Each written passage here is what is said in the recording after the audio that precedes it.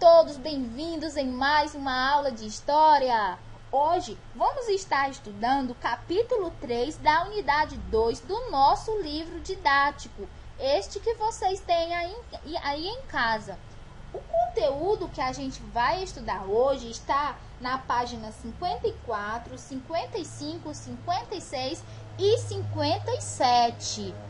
Aqui, se vocês observarem na telinha, veremos que hoje nós trouxemos um livro virtual.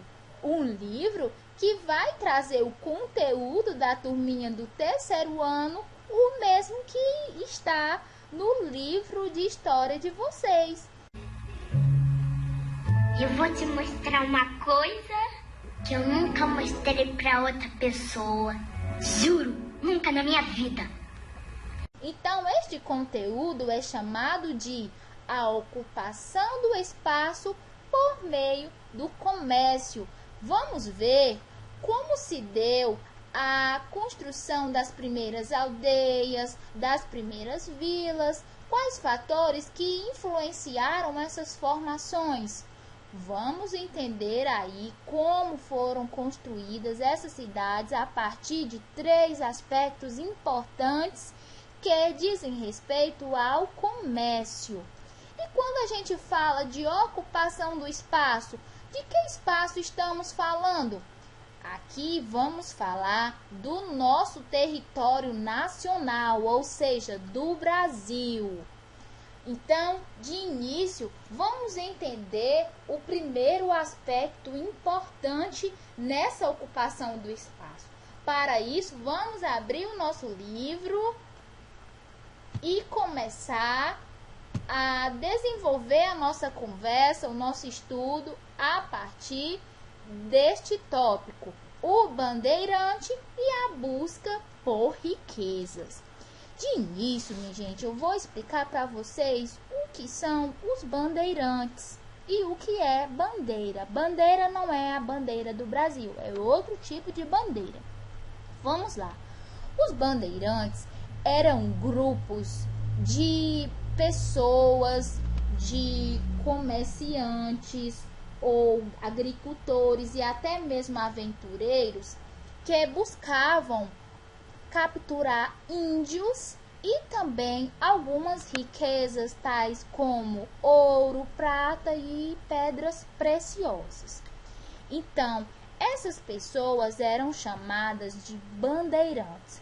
Os bandeirantes faziam as chamadas bandeiras, que eram quando se juntavam vários bandeirantes e saíam em busca desses produtos que eles procuravam.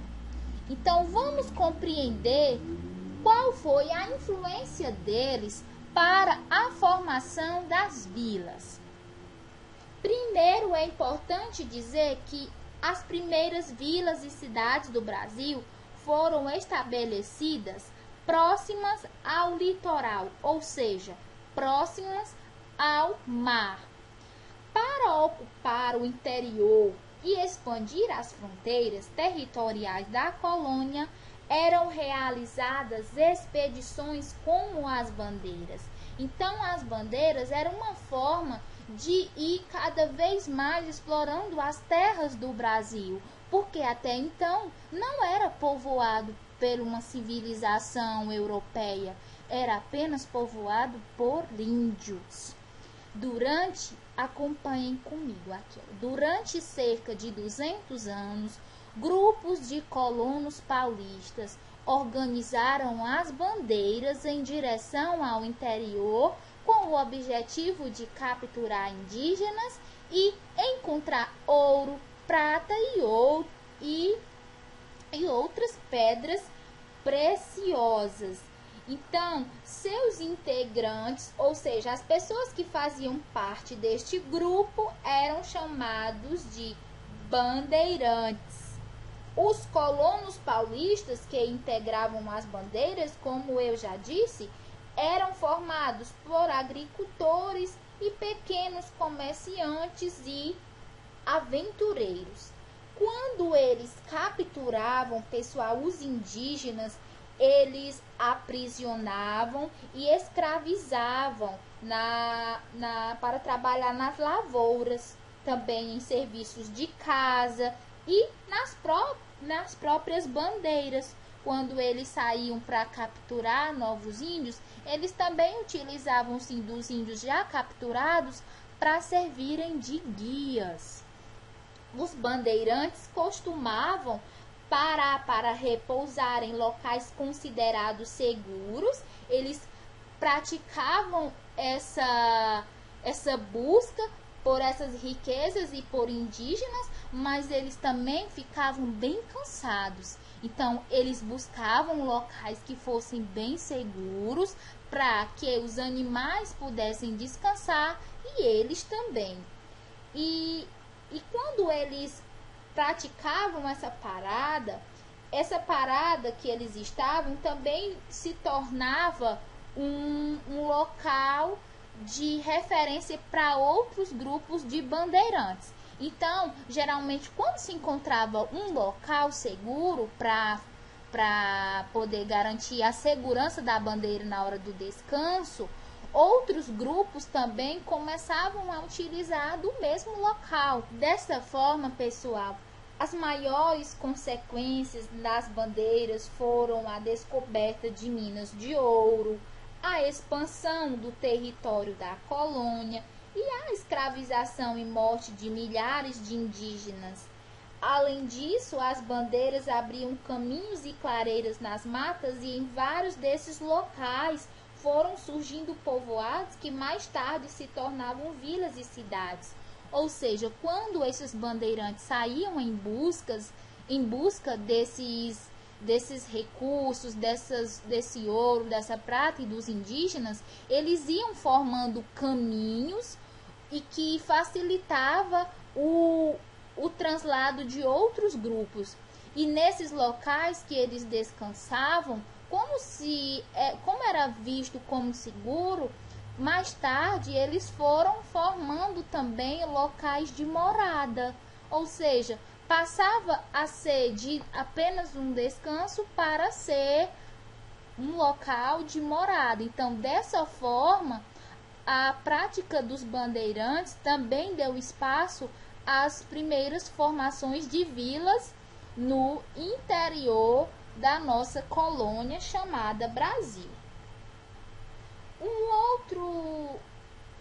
outro motivo também que desencadeou o surgimento das primeiras vilas e a ocupação do espaço foi a presença dos tropeiros. Quem eram os tropeiros? O que era que eles faziam, pessoal? Os tropeiros eram grupos de homens livres e de escravos que transportavam no lombo de mulas e burros as mercadorias produzidas em outras partes da colônia até a região das minas. Então é o seguinte, há cerca de 300 anos, as regiões de mineração de ouro e de pedras preciosas começaram a ser descobertas. Só que nesses lugares não havia produção suficiente de alimentos, de roupa, nem de ferramentas de trabalho para a população. Então, para abastecer essas regiões, é que esses tropeiros transportavam essas mercadorias. Uma das rotas, pessoal, mais utilizadas pelos tropeiros era o caminho do Viamão, que partia da atual cidade de Viamão, no Rio Grande do Sul, em direção à atual cidade de Sorocaba. De lá partiam outras tropas que levavam ouro e pedras preciosas até os centros comerciais próximos aos portos para exportação. E como já se sabe, nós que trabalhamos precisamos de um momento para descansar. Os tropeiros também precisavam dessa forma de descanso. E foi a partir daí, assim como os bandeirantes, que eles foram buscando locais seguros para descansar e depois eles começaram a colocar esse lugar em suas vidas como fixos, como bons para se morar, porque muitas vezes era um local que tinha muita pastagem para os animais, que tinham muita água. Então aí eles viam um aspecto positivo para a sobrevivência. E a partir daí, desse translado dos tropeiros que serviam na verdade para transportar essas coisas, eles também na hora do descanso percebiam que eram locais seguros e propícios para a sobrevivência e também decidiram morar.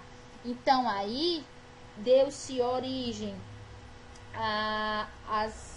às feiras e vilarejos que mais tarde deram origem às cidades. Outro aspecto que também trouxe a comercialização e a ocupação do espaço foi a criação do gado. Para isso, os vaqueiros percorriam distâncias enormes entre as fazendas de gado e de engenho. Com o tempo, eles foram abrindo diversas rotas entre o litoral e o sertão. Então, gente, durante esse trajeto, os vaqueiros também paravam para descansar com as tropas e se alimentar. E nesses pontos de descanso, casas pequenas e ranchos foram construídos, formando mais tarde pequenos povoados. E com o passar do tempo, os povoados foram atraindo um número cada vez maior de pessoas e muitas deles tornaram-se vilas. Mais tarde, essas vilas deram origem às cidades. Então, pessoal, observem que aqui estamos falando de um Brasil do tempo colonial. Não estamos falando do Brasil hoje.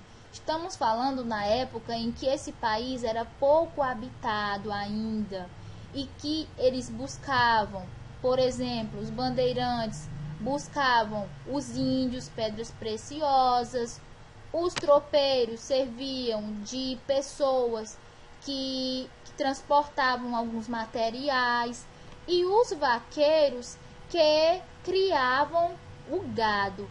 Então, essas pessoas eram pessoas que viviam em caminhos, em estradas, em busca do comércio, ou seja, da venda e troca de algum produto. E a partir disso, eles observaram que esses locais eram seguros, eram propícios para a sobrevivência e para morarem.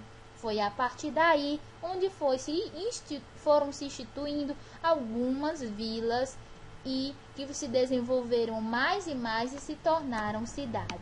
Espero que vocês tenham gostado da nossa aula de hoje com esse livro mágico virtual que abordou o conteúdo do livro didático de vocês de forma lúdica e atraente. Espero por vocês lá no grupo do WhatsApp mais tarde, quando vocês terminarem a tarefinha. Qualquer dúvida, podem me chamar no privado, que estarei lá para responder a cada um de vocês. Um forte abraço, fiquem com Deus e até logo!